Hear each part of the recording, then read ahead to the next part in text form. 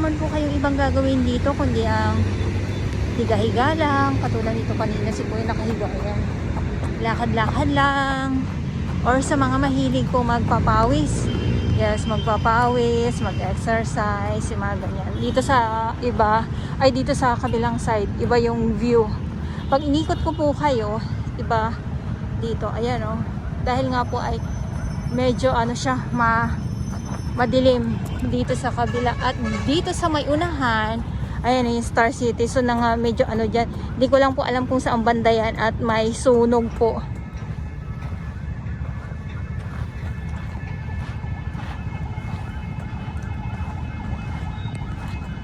So papalow tide na.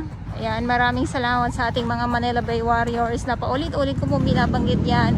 Star Rangers ng DNR, MMDA, DPS Mandaragat doon sa Manila Yacht Club.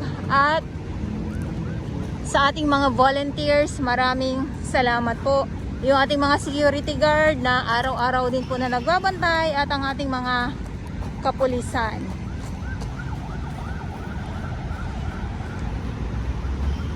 So silipin natin yung view dito sa may dahil papalow tide na nga po, tingnan natin kung ano yung ating makikita dito, kung mga lamang dagat ba. Dahil kanina ay meron tayong mga nakitang mga alimasag. Ayun na nga na pinagkaguluhan ng ating ng ating mga Russian girl.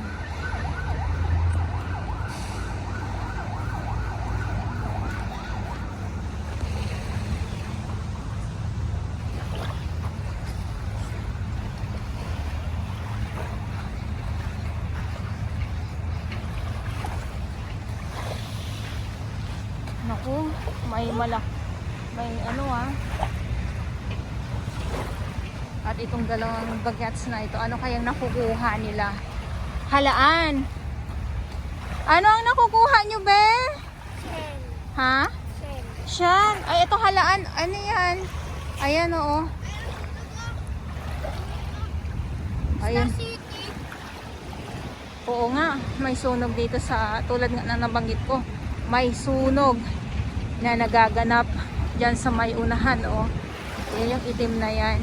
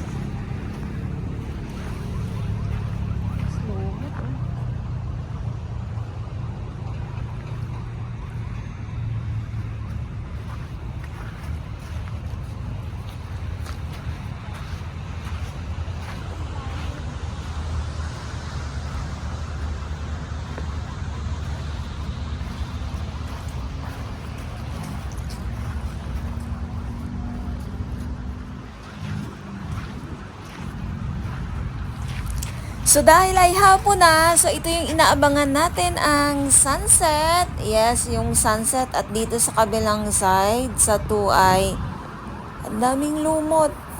Ito yung nakikita natin or nakukuhanan ko pag sobrang high tide at yung mga seaweeds, yung kulay brown, sila yung madami ngayon. At ngayon naman, ito naman yung mga lumot na nagtutumpukan na ang akala nila ay kung ano yung nangingitim dito. So lumot po ang nangingitim. So nakakapit sila sa may geotextile sa aking mga viewers, sa mga hindi po nakakaalam.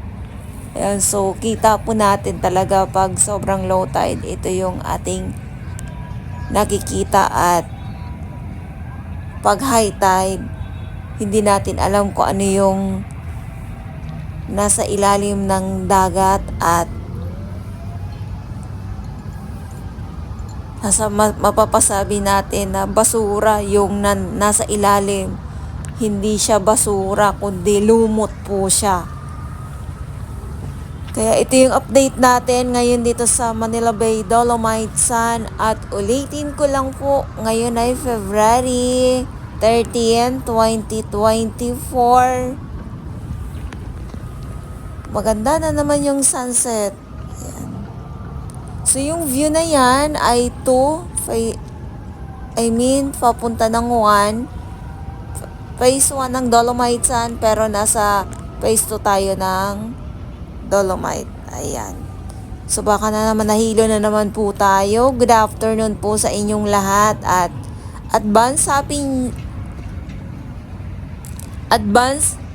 happy Valentine's Day po sa inyong lahat. Sasabihin ko sana advance Happy New Year and Merry Christmas. Charis, ayan.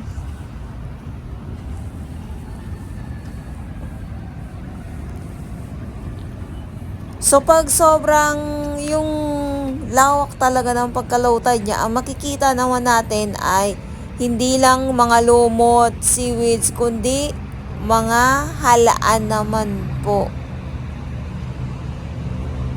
Na yung sabi ng iba ay